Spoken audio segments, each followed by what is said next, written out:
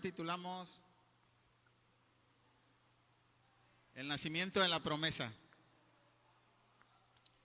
Bueno, para los que ya están familiarizados con la forma de predicar en Calvary Chapel, pues sabemos que es de versículo en versículo y así vamos a ir hasta acabar el libro de Lucas. Entonces, ahorita estamos en Lucas capítulo 2 y vamos a ver el nacimiento de nuestro Señor Jesucristo y vamos a aprender muchas cosas acerca de esto. Hemos terminado este primer capítulo de Lucas y hemos aprendido de Zacarías y Elizabeth, que Zacarías era un sacerdote del templo de Dios, pero también era sacerdote en su hogar. Y Elizabeth, una mujer piadosa, junto con Zacarías, esperaron la promesa de Dios para que se cumpliera y tuvieran a su hijo Juan.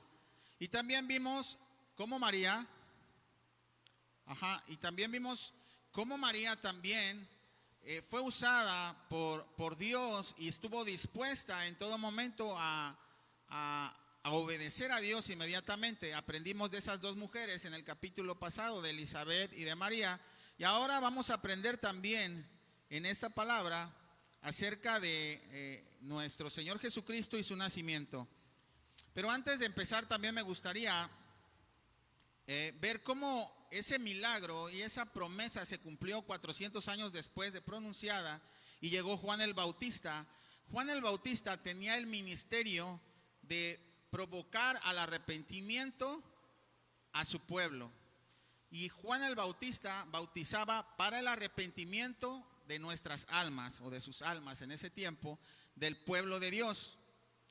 Y dice que él preparaba o allanaba el camino para que Jesucristo entrara. Entonces vimos cómo nació Jesucristo, cómo nació nuestro Señor Jesucristo, pero también cómo nació Juan y su ministerio y el ministerio de Jesucristo, que son distintos, pero a la vez uno lleva de la mano al otro.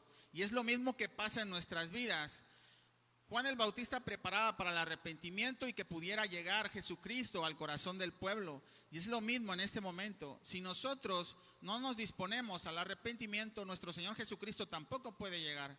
Juan bautizaba para el arrepentimiento, dice, pero Jesucristo bautizaba en espíritu y en fuego.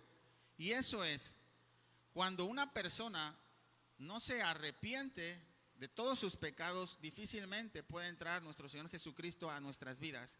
Entonces Juan estaba preparando esos corazones y Jesucristo llegó después para ser bautizados por el Espíritu Santo después de su hora perfecta. Pero bueno, ese es un recordatorio nada más, no es el tema principal. Lo vamos a ver en Lucas 3 bien a profundidad, qué significa el bautismo, por qué nos bautizamos y todo lo del bautismo lo vamos a ver más adelante. Pero antes vamos a orar al Señor y ponernos en sus manos para que esta prédica Él sea el que hable y no yo.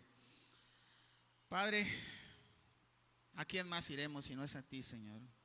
Por tu misericordia y gracia estamos aquí delante de ti, Señor, obedeciendo, Padre, y proclamando tu palabra, Señor, versículo por versículo, para que todo el consejo de Dios sea dado a tu pueblo. Padre, te quiero pedir que tu Espíritu Santo guíe esta prédica, Señor, y que disponga a los corazones de los que escuchan esta palabra.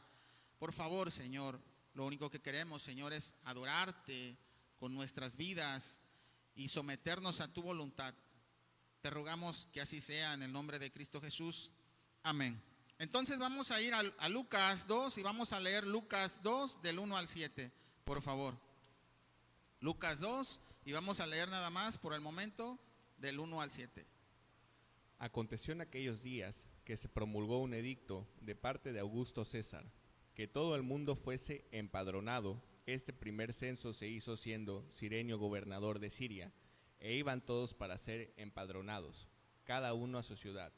Y José subió de Galilea, de la ciudad de Nazaret, a Judea, a la ciudad de David, que se llama Belén, por cuanto era de la casa y de familia de David, para ser empadronado con María, su mujer, desposada con él, la cual estaba encinta. Y aconteció que estando ellos allí, se cumplieron los días de su alumbramiento, y dio a luz a su hijo primogénito, y lo envolvió en pañales, y lo acostó en un pesebre, porque no había lugar para ellos en el mesón. Ok, aunque se oiga un poco repetitivo, me gustaría ver también la perspectiva de parte de José. ¿Qué pasó con José acerca de este acontecimiento? Porque también tiene mucho que ver. Va a ser el Padre en carne de nuestro Señor Jesucristo y es una imagen muy importante para Jesús en su vida y en su crecimiento. Entonces vamos a ver también la perspectiva de José y vamos a ir a Mateo y vamos a leer del capítulo 1 y vamos a leer del 18 al 25, por favor.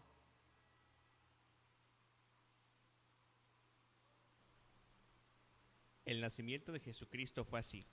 Estando desposada María, su madre, con José, antes que se juntasen, se halló que había concebido del Espíritu Santo José su marido, como era justo, y no quería infamarla, quiso dejarlo secretamente.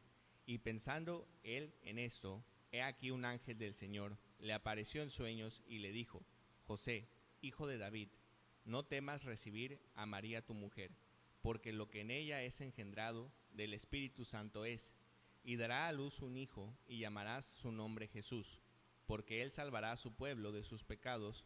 Todo esto aconteció para que se cumpliese lo dicho por el Señor por medio del profeta cuando dijo: He aquí una virgen concebirá y dará a luz un hijo, y llamará su nombre Emmanuel, que traducido es Dios con nosotros. Y despertando José del sueño, hizo como el ángel del Señor le había mandado, y recibió a su mujer, pero no la conoció hasta que dio a luz a su hijo primogénito, y le puso por nombre Jesús. Ok, entonces dice aquí en Mateo 19 y 20, dice: José su marido, como era justo y no quería infamarla, quiso dejarla secretamente. Y pasando y pensando él en esto, he aquí que un ángel del Señor se le apareció en sueños y le dijo: José, cásate con una mujer que va a estar embarazada y que no vas a conocer hasta después del nacimiento. Y tienes que creer en mis palabras. ¿Y José qué hizo? José obedeció al Señor. Cuando Dios nos habla, ¿estamos tan dispuestos como José a obedecer al Señor? ¿O nos negamos y decimos: espérame tantito, tengo que hacer esto, tengo que hacer el otro? Mira, es que, ¿cómo crees? Yo me quería casar con una chica que no tuviera hijos y pues, ¿cómo me vas a hacer esto?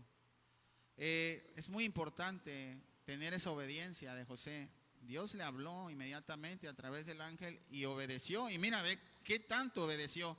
¿Cuántas veces fue guiado por el Señor a hacerlo incondicionalmente? Mira, vamos a ir ahí mismo en Mateo y vamos a leer Mateo 2, del 13 al 14. Eso lo voy a leer yo porque no lo puse en la diapositiva, pero lo voy a leer yo y fíjense otra vez. Fíjese, después que partieron ellos, he aquí un ángel del Señor y le apareció en sueños a José y le dijo: levántate, toma el niño y a su madre y huye a Egipto, permanece ahí hasta que yo te diga, porque acontecerá que Herodes buscará al niño para matarle. Y él, despertando, tomó de noche al niño y a su madre y se fue. Fíjense nada más. Acababa de agarrar y desposar a María como su mujer, aunque él no la conocía, o sea, no habían tenido nada que ver y ya estaba embarazada. Llegan a Belén, nace el niño, inmediatamente le dice: vete de aquí y vete a otra tierra, a otro lugar que tú no conoces, y deja tus herramientas, porque José era carpintero, y me imagino que José vivía de eso, y me imagino que José tenía clientes, ¿verdad? Y que tenía herramientas y tenía trabajo por hacer. Pero él no puso excusa. Inmediatamente José fue, hizo lo que Dios le dijo y dejó todo. Y es lo mismo que puede pasar en nuestras vidas. Muchas veces tenemos que dejarlo todo por el Señor.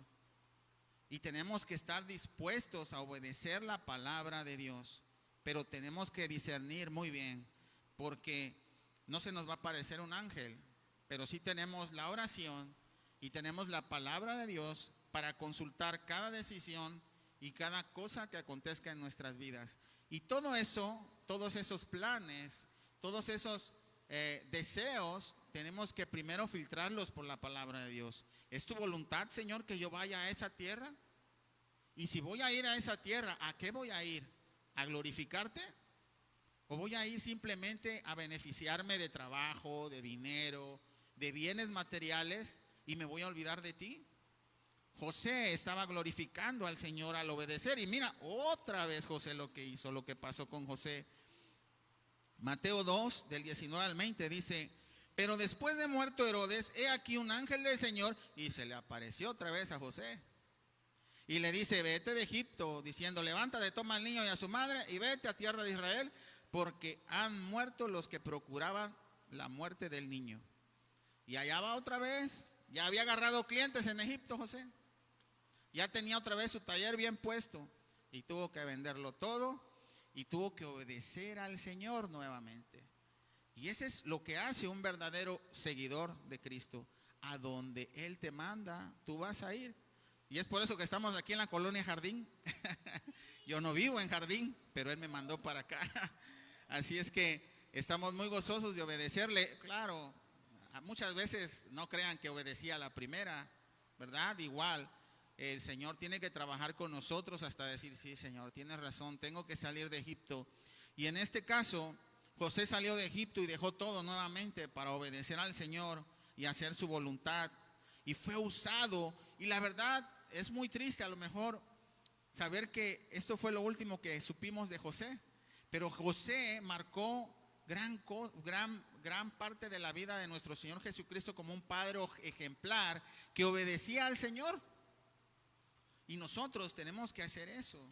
Y lo digo yo en primer lugar porque muchas veces no soy un padre ejemplar, pero sé que estamos siendo moldeados a través de su palabra, a través del servicio, a través de la disposición de obedecer. Y es lo mismo que nosotros tenemos que hacer día a día. Nos podemos equivocar, pero no claudicar en saber que la palabra de Dios es la que rige nuestras vidas y es a la que vamos a obedecer en primer lugar. Dios es tan hermoso que en cuanto ve nuestro corazón arrepentido, inmediatamente nos perdona. Así es que si le fallamos, todos le fallamos, pero tenemos esa oportunidad de decirle: Señor, si tienes razón, tengo que dejar Egipto e ir a donde tú me mandes, ir a donde tú me lleves. Entonces, eso es lo que pasó con José después del nacimiento. Y vamos a regresar nuevamente a nuestro texto y nuestra prédica, porque la verdad estas palabras me las dio el Señor en último momento. No estaban en mi prédica aquí escrita, pero el día de la mañana me levanté meditando y orando y me dio más palabras sobre esto. Entonces vamos a regresar y vamos a ver aquí, después de comenzó el versículo 2 y comenzó: aconteció en aquellos días que promulgó un edicto de parte de Augusto César que todo el mundo fuera empadronado. Este primer censo se hizo siendo Cirenio gobernador de Siria. Regresé aquí porque me agrada cómo la escritura no comienza: érase en una vez en un lugar muy lejano donde un rey de nombre no sabemos, ¿verdad que no comienza así?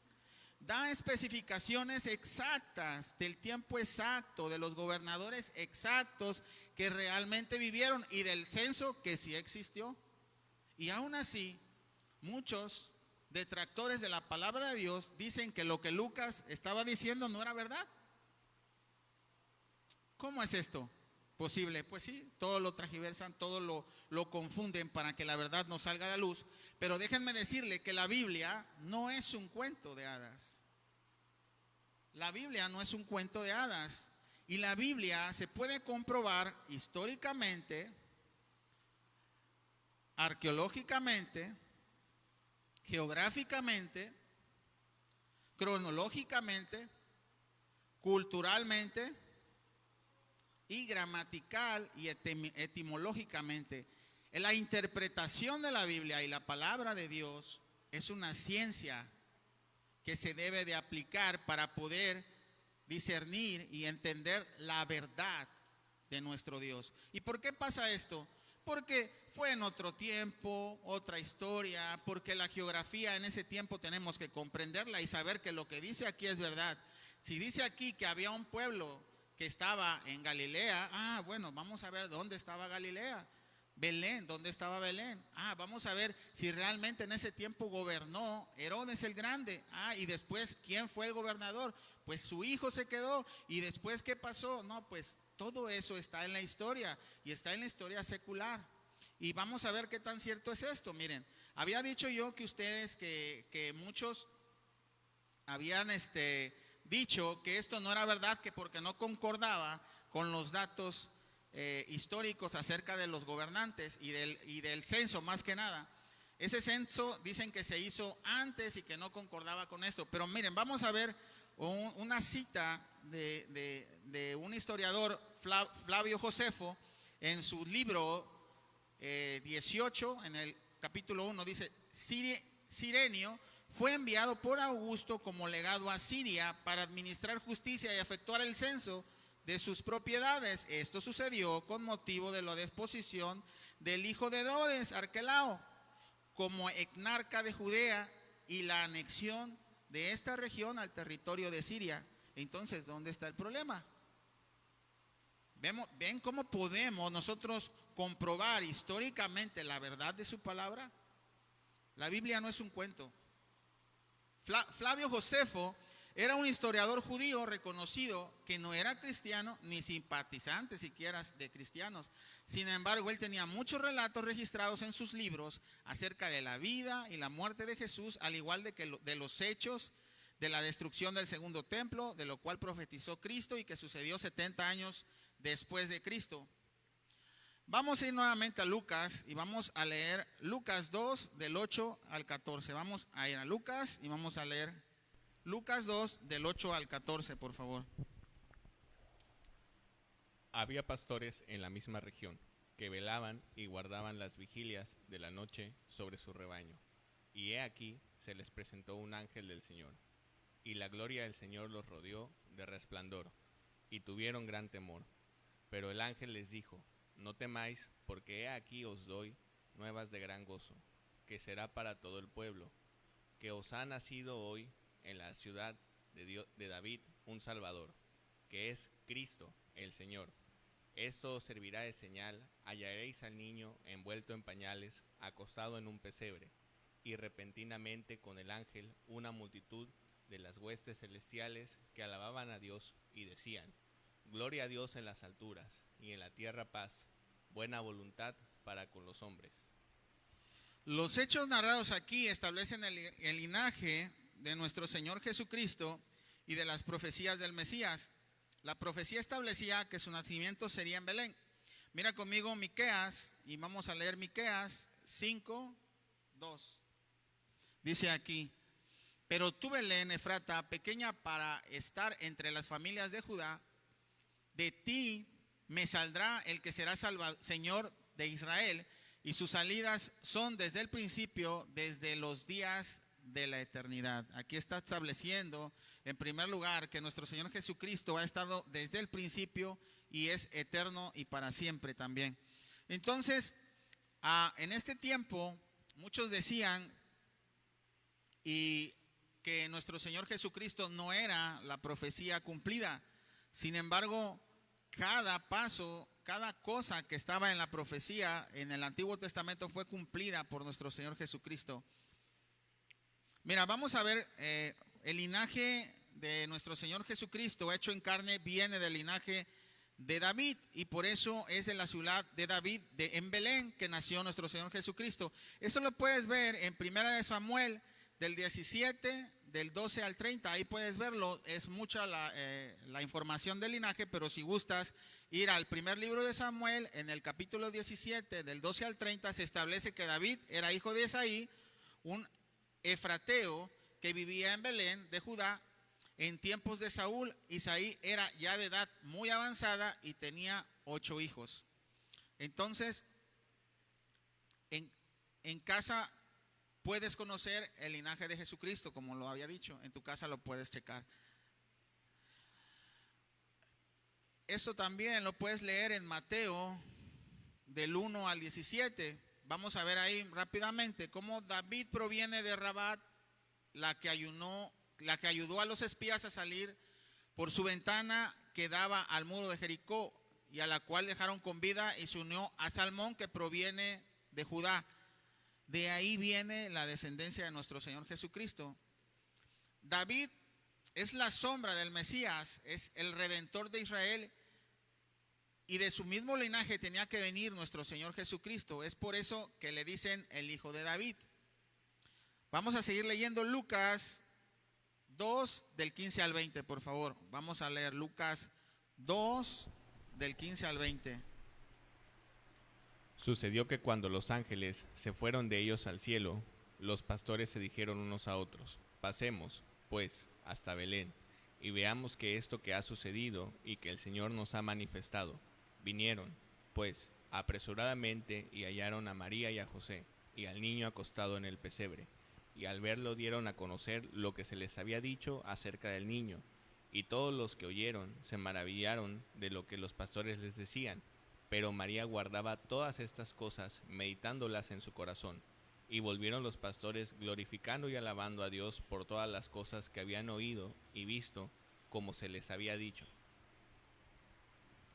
Ok, la verdad es que los estudiosos de ese tiempo de la palabra de Dios conocían perfectamente la profecía del Mesías, cómo se iba a cumplir.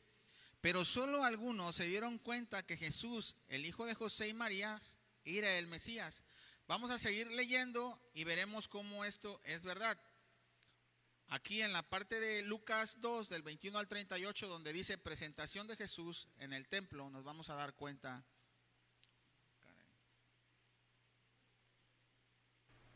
Lucas 2, del 21 al 38. Cumplidos los 8 días para circuncidar al niño, le pusieron por nombre Jesús, el cual había sido puesto por el ángel antes que fuese concebido. Y cuando se cumplieron los días de la purificación de ellos, conforme a la ley de Moisés, le trajeron a Jerusalén para presentarle al Señor, como está escrito en la ley del Señor: todo varón que abriere la matriz será llamado santo al Señor. Y para ofrecer, conforme a lo que se dice la ley del Señor, un par de tórtolas o 2 palominos. Y he aquí, había en Jerusalén un hombre llamado Simeón, y este hombre, justo y piadoso, esperaba la consolación de Israel, y el Espíritu Santo estaba sobre él. Y le había sido revelado por el Espíritu Santo que no vería la muerte antes que viese al ungido del Señor. Y movido por el Espíritu, vino al templo. Y cuando los padres del niño Jesús lo trajeron al templo para hacer por él conforme al rito de la ley, él le tomó en sus brazos y bendijo a Dios diciendo: ahora, Señor, despides a tu siervo en paz, conforme a tu palabra, porque han visto mis ojos tu salvación, la cual has preparado en presencia de todos los pueblos. Bueno, estábamos viendo cómo las profecías ya estaban escritas en los libros de cómo vendría el Mesías de Belén y cómo también iba a ser llamado Nazareno. Y los estudiosos de la palabra de Dios podían intuir, indagar a través de la palabra de Dios el tiempo también del cumplimiento que se estaba llevando a cabo. Y sin embargo, no podían ver, solamente 2 personas se dieron cuenta que nuestro Señor Jesucristo, pequeño, llegaba al templo. Y solamente fue Simeón y Ana. Pero ¿por qué no podían ver esos planes realizándose todos los estudiosos de la palabra? Por su necio corazón. Se entregaron tanto a la religiosidad, se entregaron tanto al cumplimiento de supuestamente al cumplimiento de las leyes, que dejaron de ver la bendición de conocer al Mesías y ver cómo ya había nacido y se había presentado en el templo. Pero solamente Simeón, que era hombre piadoso delante de Dios, y Ana, que estaban siendo adoradores verdaderos en espíritu y en verdad, ellos pudieron ver la promesa. Simeón fue movido por el Espíritu, dice, a ir al templo. Nosotros tenemos que ser sensibles al Espíritu Santo para ir delante de Dios y conocer sus planes. Y para eso necesitamos estar llenos del Espíritu Santo nuevamente, como Simeón y Ana lo estuvieron en su tiempo. Y sin embargo, los religiosos se llenaban de cultos, se llenaban de sacrificios, se llenaban de adoración supuesta, se llenaban de entendimiento y conocimiento de la palabra, pero no lo aplicaban en sus vidas. Cuando uno se llena del conocimiento de lo que dice la palabra de Dios intelectualmente, pasa lo mismo. Pasa lo mismo porque conocemos la palabra, pero no la obedecemos. Y cerramos nuestros corazones y no podemos ver las bendiciones de Dios y la mano de Dios moviéndose. Y no podemos ser sensibles a la voluntad del Espíritu Santo. Y es lo mismo que pasaba con la mayoría de los religiosos que estaban ahí en ese momento. Ni los fariseos, ni los saduceos, ni el Sanedrín pudieron darse cuenta que ahí mismo estaba el Mesías presentándose. Entonces, podemos ver que la verdad, la salvación a través de la fe siempre ha estado presente. La salvación a través de la fe y no de las obras. El pueblo de Israel se llenó de obras, pero no se llenó de fe, de esperar la promesa y de poder ver sus planes. El cumplimiento de la ley es buena, pero es buena únicamente para podernos ver imperfectos delante de Dios y poder reconocer que necesitamos un Salvador. Podemos saber que toda la ley no la podemos cumplir, porque dice la palabra de Dios que si faltamos en una nos hacemos transgresor de todo lo demás. Entonces tenemos que tener la confianza de que esa fe puesta en Cristo Jesús, el Salvador, es lo único que nos puede salvar. Es Él y su sacrificio y su sangre la que nos cubre de multitud de pecados, y a través de su gracia es como podemos ser perdonados y salvados por Él. Mira conmigo 1 Corintios, vamos a ir a 1 Corintios 2, del 14 al 15, y vamos a leer 1 Corintios 2. ¿Por qué nosotros muchas veces no podemos percibir, o por qué algunos no pueden percibir el Espíritu, o cómo no podemos ser movidos por el Espíritu de Dios?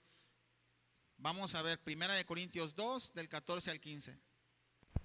Pero el hombre natural no percibe las cosas que son del Espíritu de Dios, porque para él son locura, y no las puede entender, porque se han de discernir espiritualmente. En cambio, el espiritual juzga todas las cosas, pero él no es juzgado de nadie. ¿Y qué es lo que nos impide ser espirituales? Recuerdan que Simeón fue movido por el Espíritu de Dios. Él estaba en el Espíritu, por eso fue movido por el Espíritu de Dios. Y Ana igualmente. Entonces, ¿por qué? ¿Qué es lo que nos impide no andar en lo espiritual? Es andar en la carne. Mira, vamos a ir a 1 Corintios 3 y vamos a leer 3 y 3. Y dice ahí, 1 Corintios 3, 3. De manera que yo, hermanos, no puedo hablaros como a espirituales, sino como a carnales, como a niños en Cristo.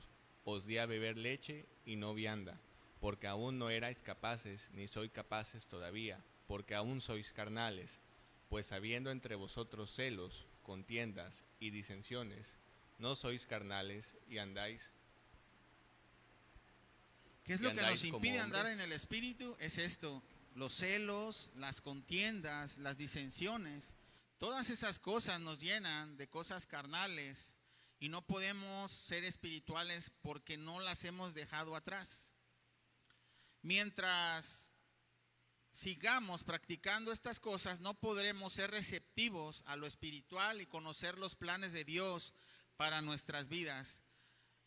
Mucho me ha estado repitiendo estas palabras en los últimos 3 prédicas que hemos visto de esto precisamente: ser receptivos a la palabra de Dios y a la voluntad de Dios en nuestras vidas, conocer los planes de Dios específicos, y eso es únicamente cuando nosotros empezamos a crecer espiritualmente. Vamos a regresar un poco a Lucas y vamos a leer del 39 al 51 y vamos a ver más sobre esto después.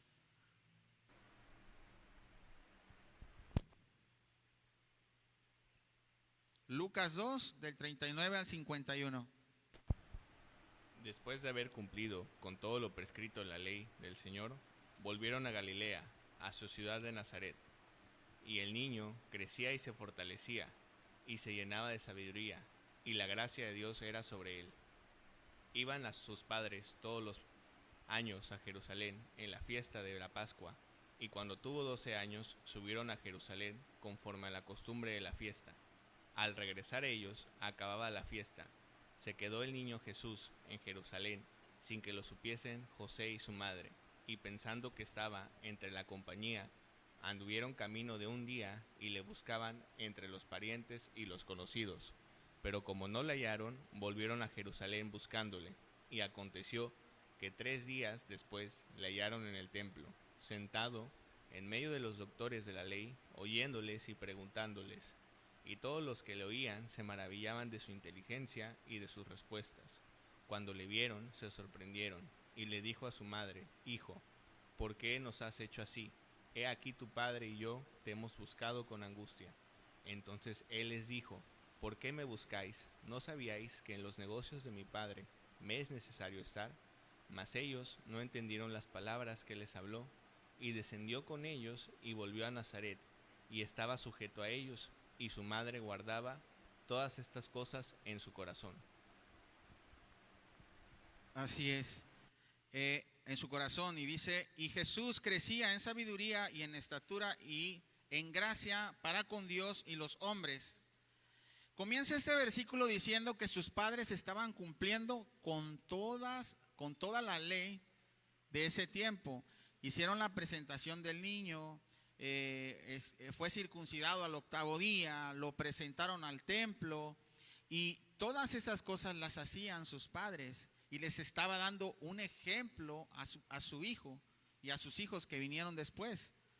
Sus padres eran hijos de Dios que cumplían la palabra de Dios, y es lo mismo que tenemos que hacer como padres. Si queremos enseñarle a nuestros hijos, es necesario enseñarles con el ejemplo. Y estas cosas Dios me las habla a mí también, porque soy padre y tengo que ser más obediente a la palabra de Dios. Entonces María y José cumplieron con todas esas ordenanzas, y Cristo, nuestro Señor Jesucristo, estaba en medio de doctores de la ley y estaban asombrados de toda la inteligencia que tenían. Y luego dice al final, y crecía Jesús en estatura, o sea, de edad, en sabiduría y en gracia con Dios y los hombres. ¿Por qué creen que Jesucristo crecía en sabiduría y en estatura y en gracia con Dios y los hombres? ¿Porque era Dios o porque tenía una relación estrecha con su Padre? Era por eso, porque tenía una relación estrecha con su Padre. Entonces es lo mismo que nosotros debemos hacer. Nosotros tenemos que aprender a hacer y a enseñar a otros lo que Cristo hizo. Mira conmigo, si nosotros queremos crecer en el Espíritu, ¿qué es lo que debemos de hacer? Comenzar a obedecer. Hechos 1:1. Vamos a ver cómo Cristo, nuestro Señor Jesucristo, nos enseñaba a hacer y a enseñar. Dice aquí, Hechos 1:1, dice: en el primer tratado, oh Teófilo, hablé acerca de todas las cosas que Jesús comenzó a hacer y a enseñar. Él comenzó primero a hacer las cosas y a enseñarlas, o sea, con el ejemplo. Y es lo mismo que nosotros tenemos que hacer como padres y como cristianos. Tenemos que comenzar a enseñar a otros, pero antes de eso tenemos que hacer las cosas. Si nosotros solo enseñamos lo que dice la palabra, pero no hacemos lo que dice la palabra, entonces no podemos llamarnos cristianos, sino fariseos. Es decir, nos volvemos religiosos que juzgamos a los demás y demandamos que otros cumplan la ley y nosotros no la cumplimos en lo mínimo. Así que así, aún hay fariseos entre nosotros. Muchos hemos llegado a tener esa actitud y es por falta de madurez, por falta de obediencia. Yo también soy culpable de eso. He sido fariseo en alguna parte de mi vida y algunas veces he caído en ser fariseo todavía. Así es que no se asusten, eso nos pasa todavía a nosotros. Pero entonces dice que Jesús crecía en sabiduría, crecía espiritualmente, pero lo hacía porque estaba en relación con nuestro Dios. Y Jesús se perdió 3 días a sus padres terrenales, pero su Padre Celestial estaba al cuidado de él. Y es lo mismo que nos puede pasar a nosotros. Nosotros podemos estar sin un padre o sin una madre, pero la palabra de Dios dice que Él va a tener cuidado de nosotros, y aunque todo el mundo nos dejare, Él nunca nos va a dejar. Y entonces Él estaba ahí en la sinagoga y estaba enseñándole a los doctores, y crecía y hablaba de que Él estaba en los negocios de su padre, y Él comenzó a crecer en estatura, pero también espiritualmente. Estar en su palabra y obedecer en su palabra es lo que nos va a ayudar a crecer espiritualmente. No hay otra cosa más, hermanos. ¿Recuerdan el versículo de hace rato de 1 Corintios 1:3-3? Lo voy a volver a leer yo, a ver si está aquí. Ajá, dice ahí: de manera que yo, hermanos, no pude hablaros como a espirituales, sino como a carnales, como a niños en Cristo, os di a beber leche y no viandas. Aquí está hablando de una inmadurez espiritual por la cual muchas veces nosotros no podemos llegar a entender más acerca de la voluntad de Dios, y a veces nos quedamos en ese tiempo como niños espirituales, y ya no niños, nos volvemos enanitos espirituales. ¿Por qué enanitos espirituales? Porque tenemos apariencia de adultos, pero no hemos crecido. Eso es lo que nos pasa porque no hemos comenzado a aplicar la palabra de Dios en nuestras vidas. Y si estamos en ese momento, no se agüiten. O sea, tenemos oportunidad, por eso estamos aquí y hemos dado el paso de crecer espiritualmente poco a poco. Entonces, me gustaría que aprendiéramos lo que son las edades espirituales a través de la Biblia. Mira, vamos a ir a Pedro 2 y vamos a leer del 2 al 3 nada más. Pedro 2 y vamos a leer 2 y 3. Lo primero que tenemos que hacer, ya nacimos de nuevo. Ahora vamos a alimentarnos con lechita, ¿verdad? Vamos, 1 de Pedro 2, del 2 al 3. Desead, como niños recién nacidos, la leche espiritual, no adulterada, para que por ella crezcáis para salvación, si es que habéis gustado la benignidad del Señor. Ok, ya nos arrepentimos, ya nacimos bebecitos espirituales, ¿verdad? Queremos crecer como nuestro Señor Jesucristo, queremos estar a la altura de Él. Bueno, en primer lugar tenemos que comenzar a tomar lechita, ¿sí? Y dice, si es que habéis gustado de la venida de Dios, es decir, si es que habéis recibido el mensaje de salvación y estás realmente convencido de que Cristo es tu Salvador, entonces comienza a alimentarte con esa lechita, como ahorita lo estamos haciendo. Ahorita estamos tomando leche, de verdad. Ahorita no hay alimento sólido. Más adelante vamos a crecer poco a poco y vamos a ver cómo va a haber más alimento sólido. Entonces vamos a comenzar. Debemos en primer lugar desear esa leche y tomarla día con día para que después puedas probar un buen lonche, ¿verdad? Una buena carnita. Entonces, en esas estamos. Mira conmigo las diferentes edades. Vamos a ir a 1 de Juan 2 y vamos a leer 13 al 15.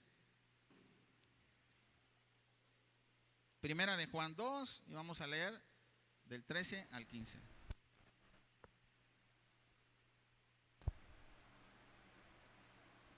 Os escribo a vosotros, padres, porque conocéis al que es desde el principio. Os escribo a vosotros, jóvenes, porque habéis vencido al maligno. Os escribo a vosotros, hijitos, porque habéis conocido al Padre. Os he escrito a vosotros, padres, porque habéis conocido al que es desde un principio. Os he escrito a vosotros, jóvenes, porque sois fuertes y la palabra de Dios permanece en vosotros, y habéis vencido al maligno. No améis al mundo, ni las cosas que están en el mundo. Si alguno ama al mundo, el amor del Padre no está en él. Fíjense cómo Juan les está hablando a cada edad espiritual. Dice, comienza, les escribo a vosotros, hijitos, porque ya conocieron a Cristo, ya saben que Él es su Salvador. Luego dice, les escribo a vosotros, jóvenes, porque ustedes ya están creciditos y ya están venciendo las tentaciones del mundo. Y le dicen, les escribo a vosotros, padres o ancianos, porque ustedes ya conocen a Cristo, ya conocen a Dios, o sea, ya lo conocieron, ya conocieron los atributos de Dios, como Dios es santo, puro, perfecto, fiel, verdadero, todos esos atributos, ya crecieron en la fe. y ellos conocen y tienen una relación más estrecha con Dios. Entonces, aquí estamos viendo esas edades espirituales, los hijitos, los jóvenes y los padres o adultos. Si dejamos de ser hijitos pequeños es porque ya comenzamos a vencer las tentaciones y comenzamos a obedecer más. Aquí dice, si nosotros le conocemos, guardamos los mandamientos, es decir, hemos vencido al maligno. Entonces quiere decir que ya somos jóvenes. Cuando nosotros resistimos las tentaciones cada vez más, comenzamos a madurar espiritualmente. Los jóvenes ya son fuertes espirituales y permanecen en la palabra de Dios. Los inmaduros se alejan constantemente de Dios y su palabra y luego vuelven a regresar. Y los ancianos o adultos son aquellos que se han alimentado de leche, ya comen sólido, han vencido y obedecido y ahora han comenzado a enseñar a otros a hacer lo mismo. Mira conmigo Juan nuevamente, pero ahora vamos a leer Juan 2 del 4 al 6. Juan 2 del 4 al 6. El que dice, yo le conozco, y no guarda sus mandamientos, él tal es mentiroso, y la verdad no está en él. Pero el que guarda su palabra, en este, verdaderamente, el amor de Dios se ha perfeccionado. Por esto sabemos que estamos en él. El que dice que permanece en él, debe andar como él anduvo. Ok, aquí está hablando de un adulto, ¿verdad? Aquel dice que ya guarda sus mandamientos y que él guarda su palabra y que el verdadero amor de Dios se está perfeccionando en él. El que dice que permanece en él debe andar como él anduvo. Cada vez nos parecemos más a Cristo, entonces estamos creciendo espiritualmente. Vamos a ver, el maduro intelectual anda como Cristo anduvo y enseña a otros lo mismo, como había dicho. Vamos a ver Mateo y vamos a leer de 5 al 19, vamos a esperar un poquito, vamos a ir a Mateo y vamos a leer del 5 al 19. Vamos a leer. De manera que cualquiera que quebrante uno de estos mandamientos muy pequeños y así enseña a los hombres, muy pequeño será llamado en el reino de los cielos. Mas cualquiera que los haga y los enseñe, éste será llamado grande en el reino de los cielos. Jesús tenía apenas 12 años de edad, pero ya estaba enseñando a otros la palabra de Dios. Dice que estaba enseñando a doctores de la ley. Jesucristo ya estaba enseñando. ¿Por qué? Porque era pequeño en edad, pero maduro en obediencia a Dios. Estaba cumpliendo con el Señor en todo momento. Bueno, hay alguien también joven que comenzó a enseñar a otros a temprana edad. Así que si piensas que eres muy joven para enseñar, no te desanimes. También Timoteo lo era y fue ministro de la palabra a muy temprana edad. Vamos a ir a segunda carta a Timoteo y vamos a leer 1 y 2. Y vamos a ver cómo es lo que el Señor quiere para que nosotros crezcamos en la fe, que comencemos a enseñar. Segunda carta a Timoteo 2, 1, 2.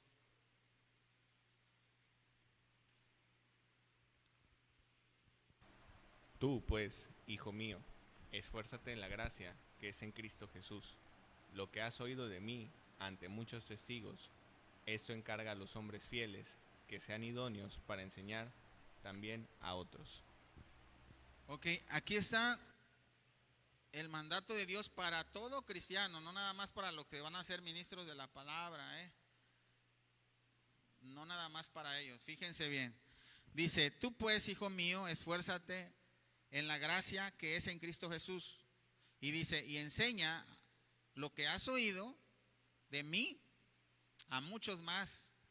Esto encarga a hombres fieles que sean idóneos para enseñar también a otros. Aquí hay 4 generaciones involucradas. Pablo, que le está enseñando a Timoteo a través del ejemplo, ¿sí? Lo que ha oído de él. Y también aquí está otra generación, hombres fieles, idóneos para enseñar también a otros. 4 generaciones involucradas. Este es el plan de crecimiento del evangelio. que nosotros que ya aprendimos de otros, enseñemos a otros para que otros enseñen a otros, ¿verdad? Está bien claro. Es un enredo, ¿verdad? Pero es lo que Dios quiere para que nosotros podamos crecer espiritualmente, que nosotros comencemos a hacer primero y después enseñar a otros. Si nosotros no comenzamos a obedecer la palabra y estamos enseñando nada más literalmente lo que dice aquí sin ejemplo, entonces estamos enseñando religión. No estamos enseñando el amor de Cristo en primer lugar, que es lo más importante. Porque para poder estar enseñando a otros, ya debimos de ser enseñados de parte de Dios. Dios quiere que le conozcamos a Él a través de su palabra para que comencemos a obedecer y enseñar a otros a hacer lo mismo que conocimos de Cristo en su palabra, para que aquellos a los que les hemos enseñado enseñen también a los demás. Este es el modelo de crecimiento del Evangelio, como les había dicho. Y ya vamos a terminar como reflexión acerca del crecimiento espiritual, que ese fue el enfoque que nos dio esta parte de Lucas, que es crecer espiritualmente. Es esta reflexión. ¿Quieres que el Evangelio crezca? Crece con él. Deja de ser niño, madura en la fe y enseña a otros a hacer lo mismo. Eso es lo que tenemos de parte del Señor a través del capítulo de Lucas acerca del crecimiento espiritual que debemos de tener y que debemos de estar en obediencia constante para poder crecer. Vamos a orar y dar gracias al Señor por su palabra.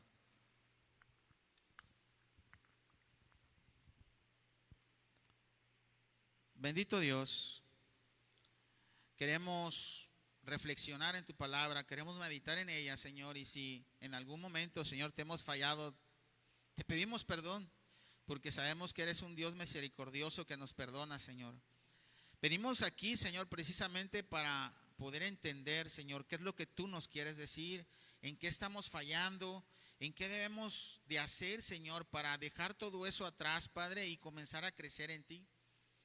Y te doy gracias, Señor, porque a través de esta palabra tú me has dicho a mí, Señor, que necesito crecer más en obediencia, que necesito crecer más en una relación contigo, Señor, y que debo de ser ejemplo, no tan solo como alguien que habla de tu palabra, sino alguien que hace tu palabra.